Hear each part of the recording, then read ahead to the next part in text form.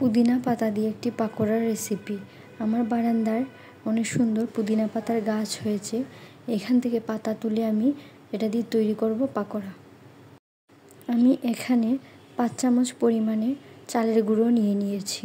তার মধ্যে অল্প পরিমাণ হলুদ গুঁড়ো, অল্প নুন, অল্প মরিচ গুঁড়ো সবগুলো একসাথে দিয়ে দিব। এখানে আপনারা টমেটোর সস বা টমেটো পেস্ট 1 চামচ ব্যবহার করতে পারেন। আমি এখানে টমেটোর সস 1 চামচ দিয়ে সব কিছু একসাথে মিক্স করে নিব।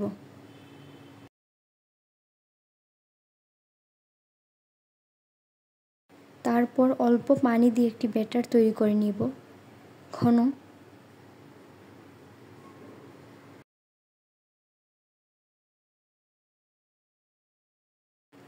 ঘন ব্যাটার তৈরি করে এর মধ্যে আমি 1 বাটি পরিমাণে পুদিনা পাতা ধুয়ে রেখেছি, এটা দিয়ে দিব। দিয়ে মিক্স করে নিব ভালো করে। খুব অল্প উপকরণে এই পাকোড়াটা তৈরি করা যাবে।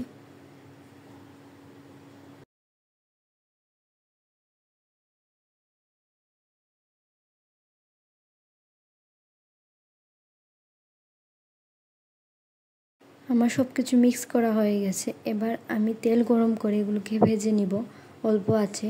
খুব অল্প সময়ের মধ্যে এগুলো ভাজা হয়ে যায়।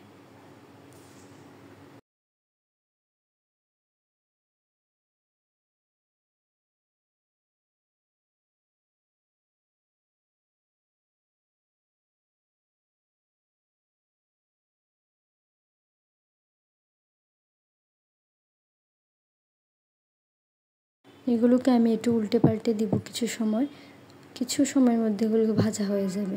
আপনারা চাইলে এগুলো ভাতের সাথেও খেতে পারেন, এমনিও খেতে পারেন।